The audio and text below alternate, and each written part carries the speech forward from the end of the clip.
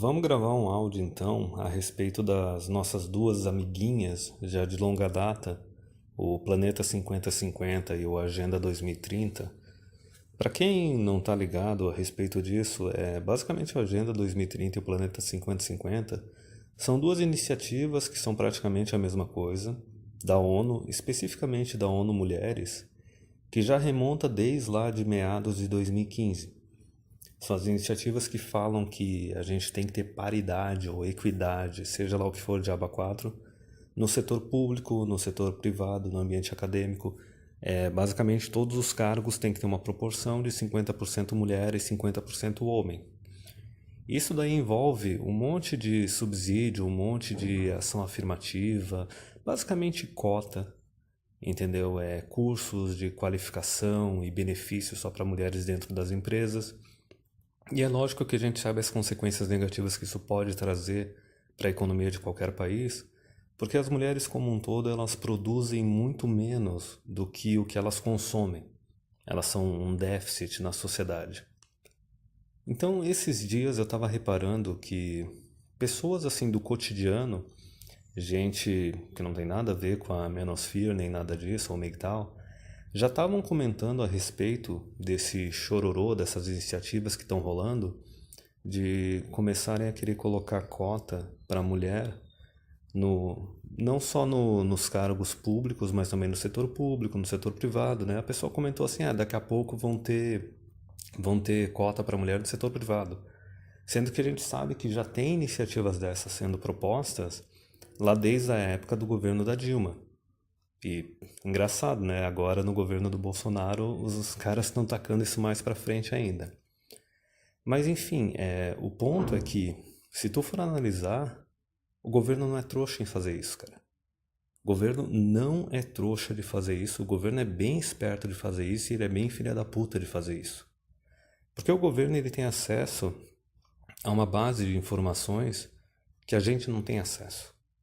O governo ele sabe todos os dados, por exemplo, de imposto de renda, de pagamento de impostos do país inteiro. Ele tem acesso a todos os dados ali, não só do assistencialismo, do estado de bem-estar social, mas também como da previdência, das aposentadorias. O governo ele tem acesso aos números de consumo. Para quem não sabe, tem uma estatística que já rola por aí há muito tempo, que diz que, em números, as mulheres elas consomem 80%. Todo o mercado de consumo global, 80% é delas. Sendo que, por exemplo, o governo sabe que elas não têm as maiores faixas salariais através do imposto de renda. Então, como é que as mulheres elas consomem tanto se a rentabilidade, a renda delas é tão mais baixa? Entendeu? Tá rolando uma transferência de renda já há muito tempo, desde quando o divórcio começou a ser legalizado em inúmeros países há 40, 50 anos atrás. Então o governo ele não está sendo burro, ele está sendo bem esperto, ele está simplesmente pegando a conta e jogando no outro lugar, empurrando para o setor privado. Porque é o seguinte, se tu for analisar por que a vara de família ela opera do jeito que ela opera. A vara de família não foi feita para exercer justiça.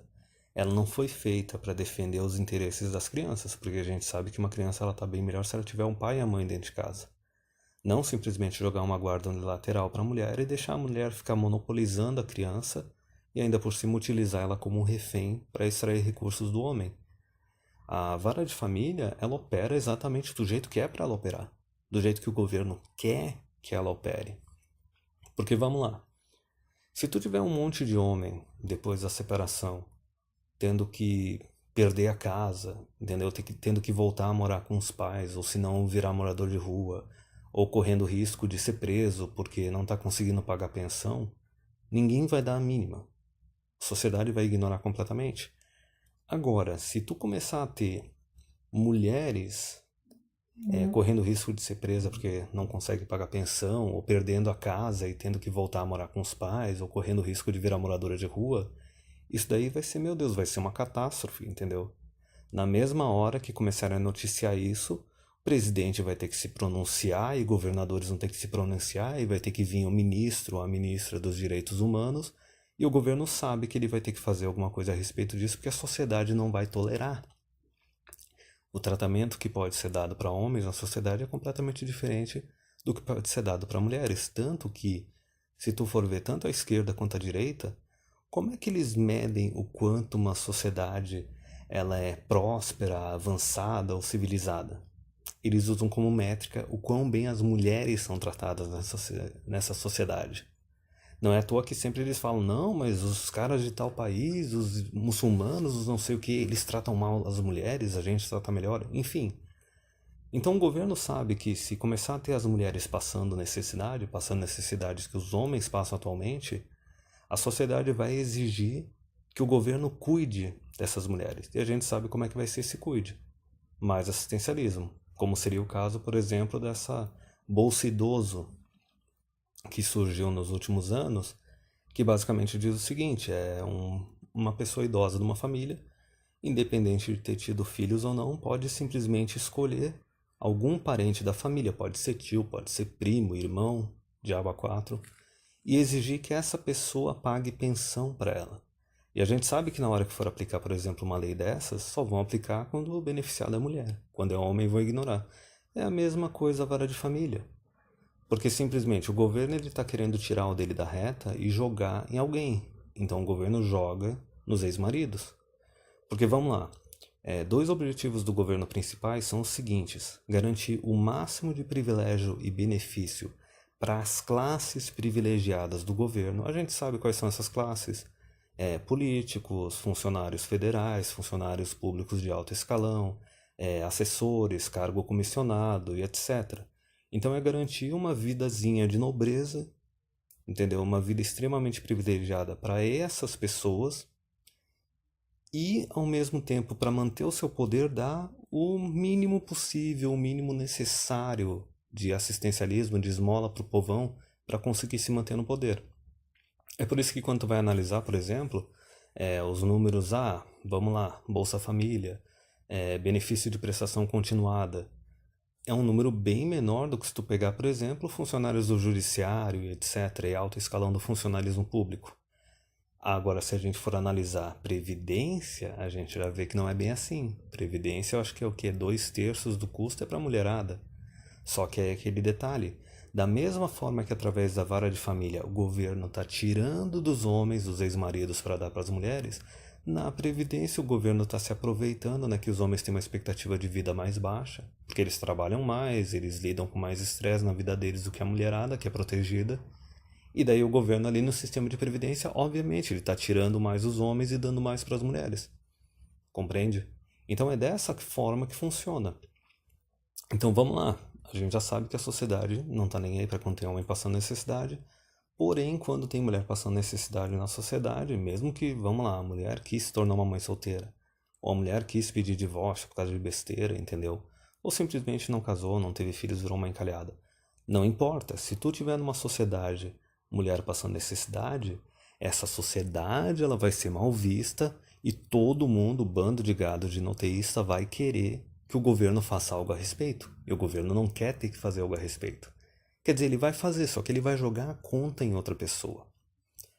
Então vamos lá. O detalhe é que até ali, 2000, 2010, mulherada ainda estava casando, ainda estava tendo filho. Foi só em 2010 que a gente começou a ter as mulheres tendo menos de 2 filhos para cada mulher, né?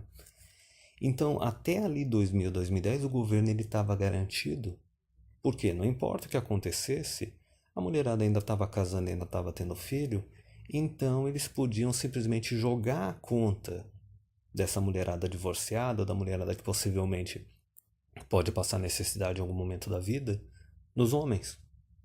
E foi isso que o governo fez. Por isso que não adiantou o pessoal reunir movimento do direito dos homens e tentar fazer abaixo-assinado e manifestação e tudo mais. Porra nenhuma, não adiantou nada.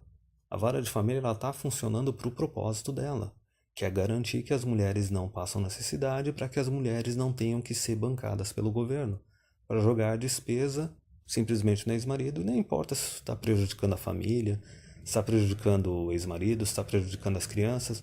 O importante é que a mulher não passe necessidade para o governo não ter que colocar a mão no bolso dele e ficar bancando elas.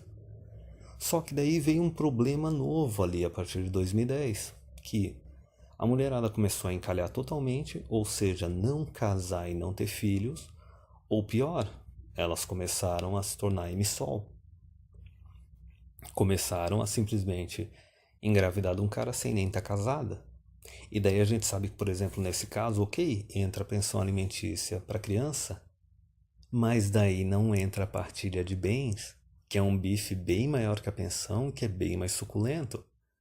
Vamos lá, a paulada que, por exemplo, um boomer, um cara da geração X tomou no divórcio, foi absurdamente maior do que a paulada que um carinha da geração Y, ou talvez até geração Z, tá tomando simplesmente se tornando um pai de filho bastardo ali com uma mãe solteira. Porque de um lado ali no boomer de geração X tem uma partilha de bens, que é uma paulada bem maior junto com a pensão, e no atual tá vindo só uma pensão.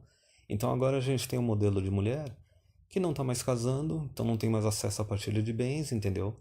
Ou não tá tendo filho, então não vai ter nem acesso à pensão, ou tá tendo filho e daí tá tendo acesso só à pensão, que não é aquilo tudo. Não é aquilo tudo que era antes. E a mulherada tá sentindo isso. Então é por isso que ali, entre 2010 e 2015, começaram a jogar essas ideiazinhas. De que não, a gente tem que ter cota para mulher no setor público, tem que ter cota para mulher no setor privado, tem que ter cota para mulher em instituições acadêmicas, porque para garantir de tudo quanto é jeito, que a gente crie basicamente reserva de mercado para elas, cabide de emprego. Porque o governo sabe que essa mulherada não está mais casando, não está mais tendo filho, independente de ser elas que não querem ou os homens que finalmente aprenderam e não ofereceram mais isso a elas. A questão é que se essas mulheres agora de geração Y e geração Z começarem a passar necessidade, o governo vai ter que meter a mão no bolso dele, porque não vai ter mais nenhum vínculo. Vamos lá, por exemplo, a mulher que simplesmente se tornou uma emissol, ela vai ter aquele vínculo com o cara que engravidou ela ou com os caras que engravidaram ela. Se ela foi bem putana e simplesmente engravidou de 2, 3 caras diferentes, então o governo sabe que pode colocar ali oficialzinho de justiça, advogado, juiz de aba 4 para simplesmente cobrar a pensão do cara e garantir na mulher. Só que a pensão, uma hora ela termina. E daí não tem aquela reserva também da partilha de bens. E a mulherada é carreirista, então já não tem mais aquela brecha para simplesmente receber pensão porque é ex-esposa. Que inclusive lá na época do governo do Temer cortaram isso daí também, reduziram bastante essa pensão para a ex-esposa que era dona de casa. Por mais que agora também estão tentando emplacar de alguma forma a ideia ali na separação, já tem precedente, de que, se durante o casamento, a união estável, a mulher ela tiver parado de trabalhar, ela pode alegar na separação que ela sacrificou a carreira pelo homem, pela família e pelos filhos, e daí o cara vai ter que compensá-la de alguma forma.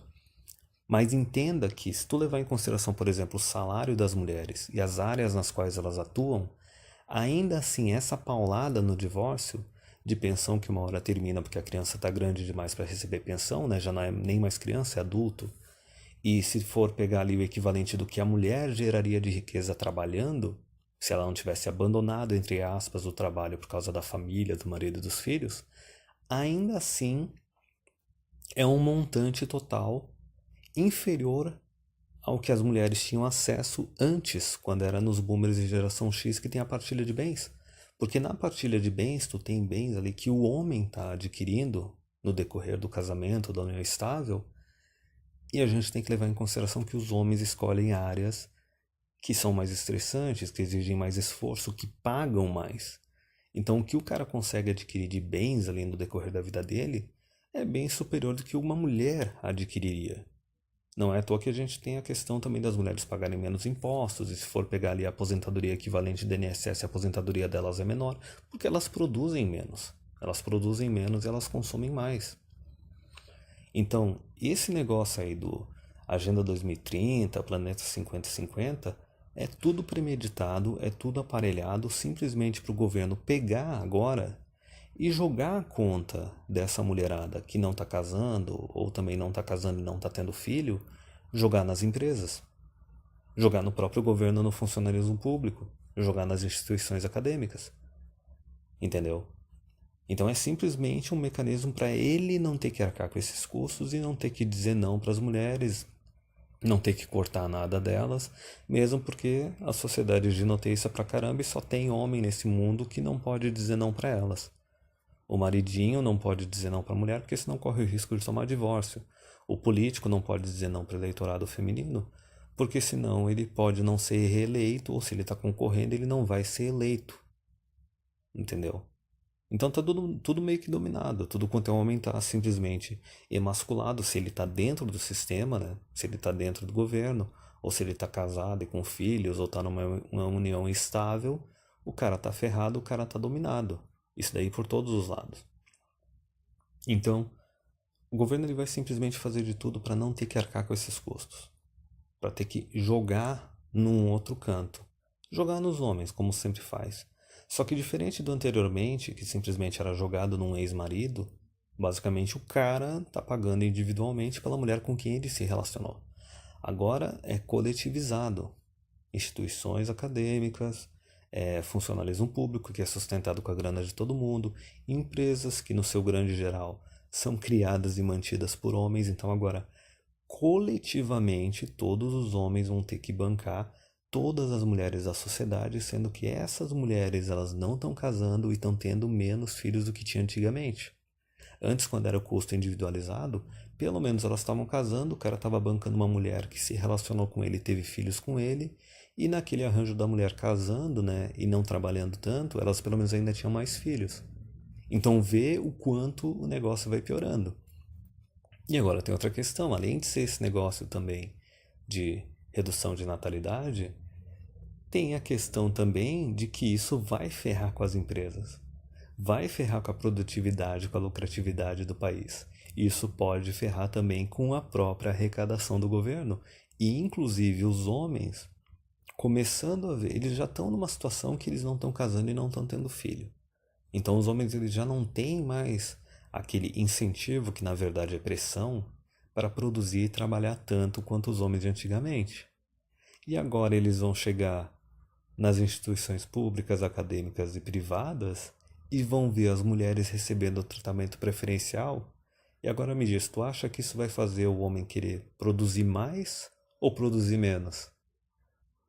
Então, é mais uma situação que o governo ele se mete para querer dar uma desperto, só que toda vez que o governo ele tenta dar uma despertinho, ele só vai criando uma situação pior ainda mais para frente. Mas aí no final das contas não importa, né? Porque simplesmente um governante pode chegar lá e fazer umas porcaria. Depois, mais pra frente, ele não vai estar mais eleito, ele já vai ter tido os mandatos dele, simplesmente vai pegando a batata quente e empurrando mais pra frente. É assim que o negócio opera. Mas o que a gente tem que entender disso tudo, basicamente é o seguinte, o governo não é burro. O governo ele é esperto. E da mesma forma que, por exemplo, os homens individualmente, eles estão com mãos atadas, se eles estão dentro do sistema, em um relacionamento sério com uma mulher, todo mundo que está no governo ali, por causa do voto feminino, está com as mãos atadas também. Simplesmente não tem saída e o negócio só piora. Assim, não esperem por melhoras.